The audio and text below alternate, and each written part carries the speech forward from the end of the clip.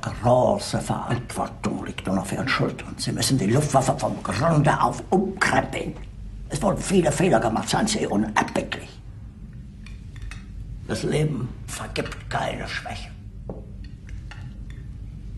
Die sogenannte Menschlichkeit, das ist ein Geschwätz der Schweinepfaffen. Mitleid ist eine Ursünde. Ich sage immer, Mitleid zu haben mit den Schwachen. Ist Verrat gegen die Natur. Das Starke kann letztlich nur triumphieren, indem es das Schwache ausmerzt. Ich selbst habe mir diesem eisernen Gesetz der Natur gehorchen stets jedes Mitgefühl versagt. Ich habe die Widerstände im Innern wie die Gegenwehr der Fremdrassigen immer mit brutaler Härte eiskalt niedergeschlagen. Anders kann man das nicht machen.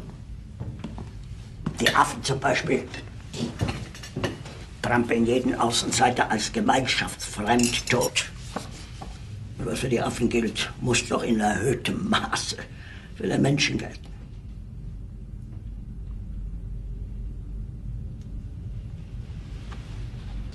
Himmler hat in Lübeck den Westmächten ein Kapitulationsangebot gemacht.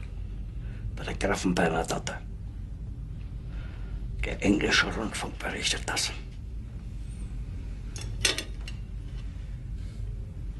Himmler. Und da ausgerechnet Himmler! Der Treueste der Treuen.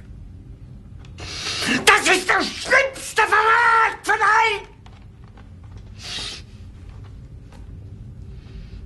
Göring, ja. Der war korrupt, immer schon. Speer, ja. Ein wildfremder, unberechenbarer Künstler. All die anderen, ja.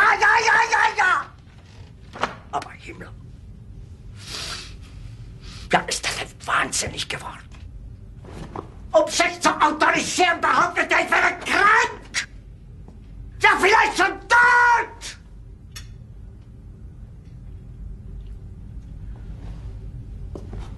Bitte. Lassen Sie mich mit Ritter von Greim und Fräulein Retscherlein. Und holen Sie mir Fegelein! Mein Führer, wir wissen nicht, wo er sich im Moment aufhält. Was soll das heißen? Er ist Himmlers Adjutant. Er muss zur Verfügung stehen. Wir haben ihn schon seit Tagen nicht mehr gesehen. Ich will sofort zum Bericht!